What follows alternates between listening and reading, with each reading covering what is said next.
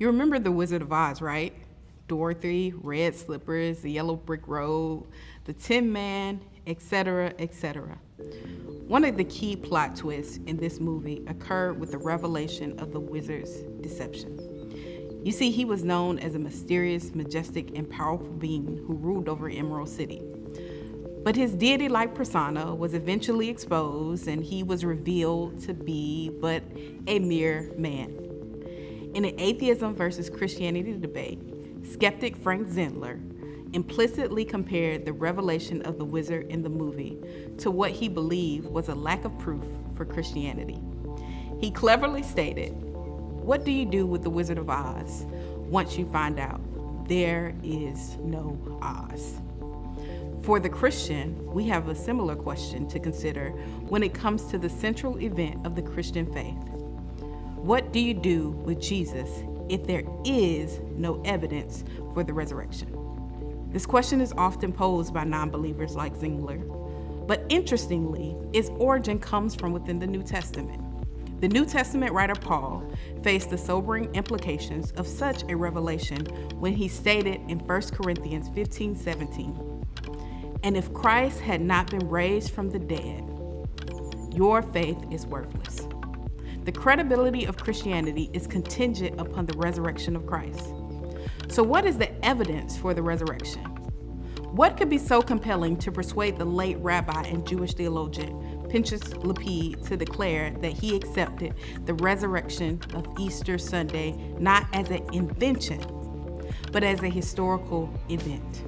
What weight of evidence could shift the thinking of Dr. Frank Morrison, a journalist set out to write a book disproving the historicity of the resurrection of Jesus, but ended up writing a book called Who Moved the Stone, which validated the historicity of the resurrection narrative.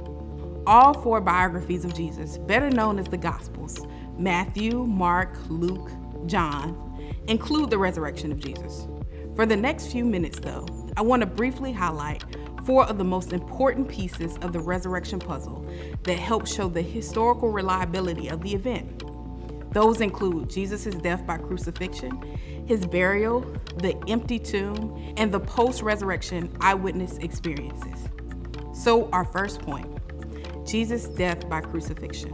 The Gospels and several non-Christian sources, including Jewish historian Josephus, record the fact that Jesus died by one of the most horrendous and painful forms of capital punishment called crucifixion.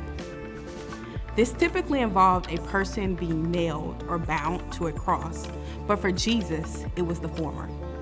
Historian Martin Hengel noted in his book entitled Crucifixion that although crucifixion was prevalent in the ancient world as a barbaric form of execution, outside of some Roman sources, the most detailed accounts of the kind of torture can be found in the Gospels.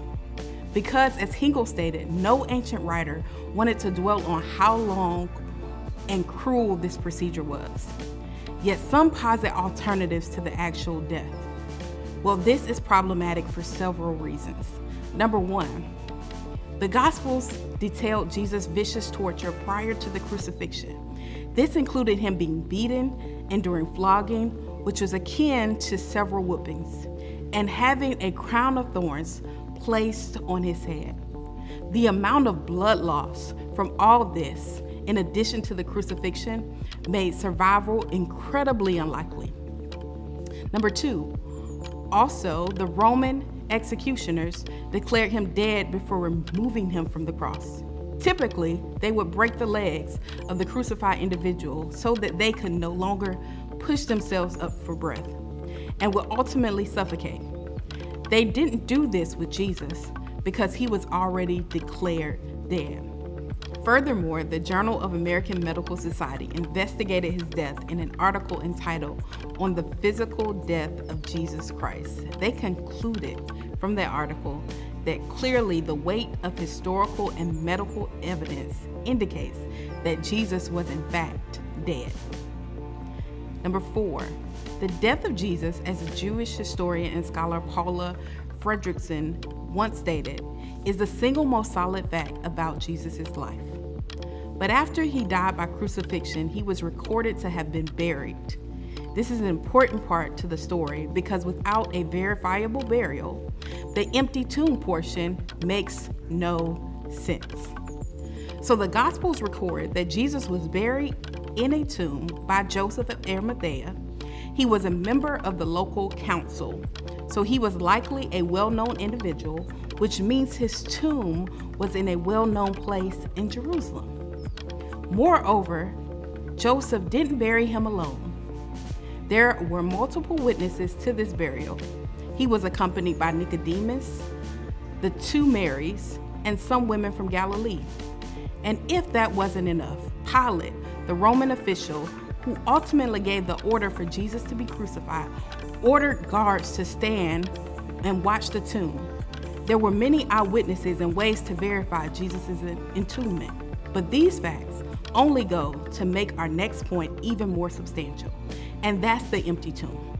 Several days after being crucified and buried, Jesus' well-known and guarded tomb that had a huge stone rolled in front of it was found to be empty. The first witnesses to the empty tomb of Jesus were, guess who? Women, as they intended to complete the burial process by encasing his body with spices. This detail is small in the narrative, but is incredibly significant. During those times in the ancient Near East, the testimony of women was not seen as credible, especially when compared to the testimony of men. So to include such detail further show the authenticity of the narrative. If this were a contrived first century narrative, the conclusion of such a detail would have not been a convincing addition. It would have had the opposite effect. And finally, the eyewitnesses. In 1 Corinthians 15, Paul provides a list of post-resurrection eyewitness accounts, including some by name, which means these people can be interrogated about their reports. This account states that over 500 people saw the risen Jesus at different times and in different places during the 40-day period between his resurrection and eventual ascension. Part of what makes this so compelling is that some were not already believers, such as Saul of Tarsus, who became Paul after his encounter. Some eyewitnesses claimed to talk to and had eaten with Jesus, showing that his resurrection was a physical and bodily one. And that there was even one instance where he appeared to 500 people at once. Atheist scholar Gerd Ludman concluded that it may be taken as historically certain that Peter and the disciples had experiences after Jesus' death in which Jesus appeared to them as the risen Christ. The evidence of the resurrection of Jesus is not only pertinent to the past, but also powerful in the present. His resurrection is both lamentably in the immense pain he endured on the cross, but also laudably in the exquisite sacrificial love he displayed towards us. The resurrection of Jesus ultimately invites those who desire to remove the shackles of moral shame to be in a transformative, eternal, loving relationship with God. And the resurrection of Jesus for all believers is a reminder to always live a resurrected life, one categorized by the greatest moral ethic that Jesus demonstrated on the cross: love. To view videos and resources like this to help you know what you believe and why, visit our website, jude3project.org. God bless.